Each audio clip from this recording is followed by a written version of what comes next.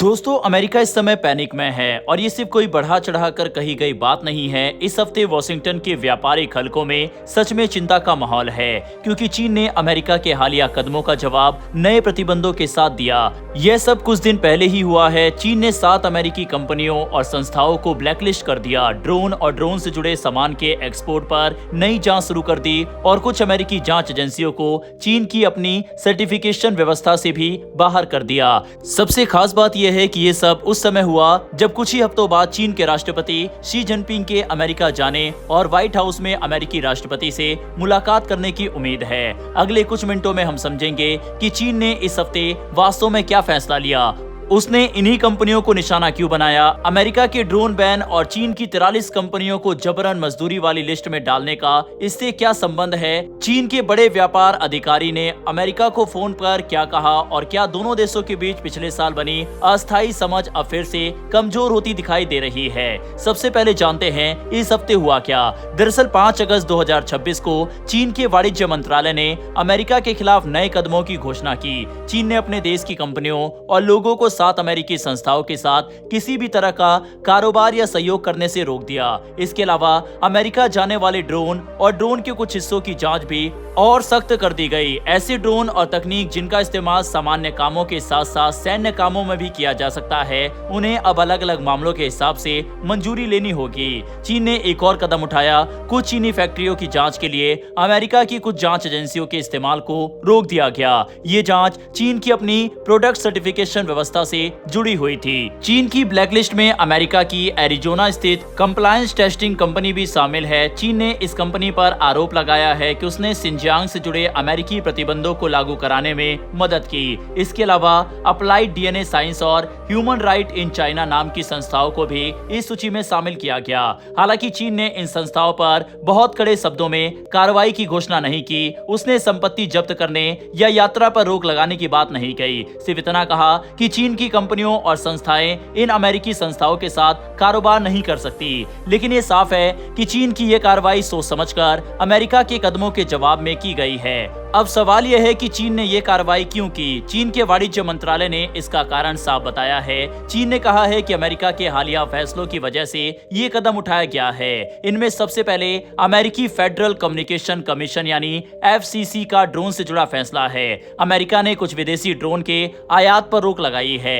इसके अलावा अमेरिका के डिपार्टमेंट ऑफ होमलैंड सिक्योरिटी ने 43 चीनी कंपनियों को उस सूची में शामिल किया है जो कथित तौर पर जबरन मजदूरी से बने सामान से जुड़ी है। अमेरिका का कहना है कि ऐसी कार्रवाई का उद्देश्य जबरन मजदूरी से बनाए गए सामान को अपने देश में आने से रोकना है। यह मामला उस फैसले के बाद आया है जिसमें अमेरिका ने विदेशी कंपनियों द्वारा बनाए गए ह्यूमनॉइड रोबोट और 4 पैरों वाले रोबोट डॉग्स के आयात पर भी रोक लगाई थी। अमेरिका इन फैसलों को राष्ट्रीय सुरक्षा से जोड़कर देखता है, लेकिन चीन का आरोप है अमेरिका राष्ट्रीय सुरक्षा का नाम लेकर चीनी कंपनियों को दबाने की कोशिश कर रहा है। चीन के विदेश मंत्रालय ने कुछ दिन पहले ही अमेरिका पर आरोप लगाया था कि वह राष्ट्रीय सुरक्षा की परिभाषा का जरूरत से ज्यादा इस्तेमाल करके चीनी कंपनियों को निशाना बना रहा है। अब चीन ने सिर्फ बयान देने की बजाय कार्रवाई करके अपना जवाब दे दिया। इस बीच चीन के बड़े व्यापार अधिकारी हैं हे लिफेंग ने अमेरिका के ट्रेड रिप्रेजेंटेटिव जेमिसन से फोन पर बात की। चीन की सरकारी मीडिया के मुताबिक इस बातचीत में चीन ने अमेरिका की हालिया पाबंदियों पर गंभीर चिंता जताई। यह इसलिए महत्वपूर्ण है क्योंकि ये कोई छोटे अधिकारी की सामान्य प्रतिक्रिया नहीं थी। चीन के सबसे बड़े व्यापार अधिकारियों में से एक ने सीधे अमेरिकी समकक्ष को फोन किया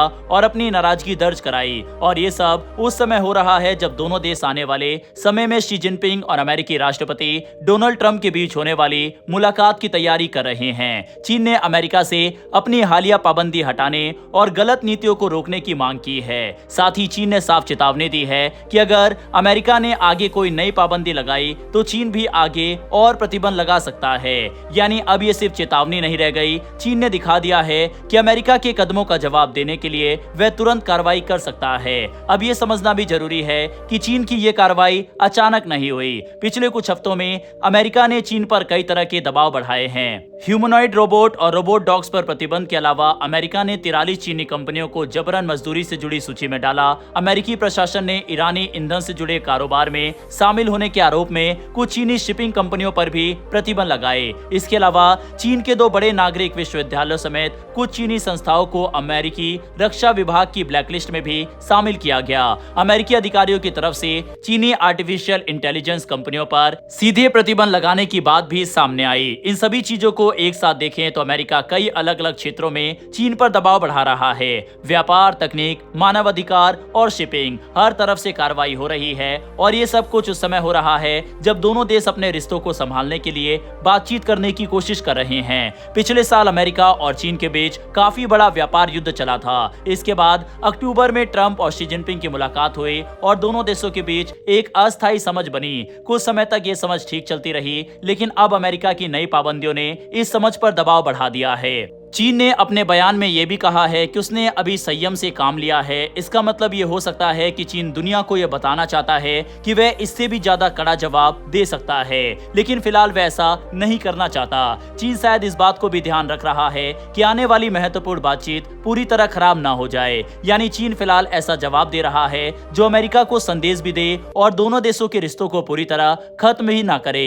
अब बात करते हैं अमेरिका और चीन के बीच चल रहे टैरिफ की। इस साल चीन से आने वाले सामान पर अमेरिका का कुल औसत टैरिफ करीब 33% के आसपास रहा। इसमें अलग अलग तरह के अमेरिकी शुल्क शामिल है। कुछ सामानों पर यह शुल्क इससे भी काफी ज्यादा रहा। इलेक्ट्रिक गाड़ियों, लिथियम आयन बैटरियों और कुछ सोलर उत्पादों पर अलग अलग शुल्क जोड़ने के बाद कुल टैरिफ कई बार 145% से भी ज्यादा पहुंच चुका है। यानी दोनों देशों के बीच व्यापारिक तनाव अभी खत्म नहीं हुआ है। इसी बीच अमेरिका ने इस गर्मी में करीब 60 अलग अलग व्यापारिक साझेदार देशों पर भी नए शुल्क लगाए हैं। दूसरी तरफ दोनों देश एक ऐसे व्यापारिक बोर्ड की बात भी कर रहे हैं जिसके जरिए करीब 30 अरब डॉलर तक के कुछ गैर संवेदनशील चीनी सामानों पर टैरिफ कम करने की संभावना है। लेकिन इस हफ्ते जमीन पर जो कुछ भी हुआ उससे तस्वीर अलग दिखाई देती है।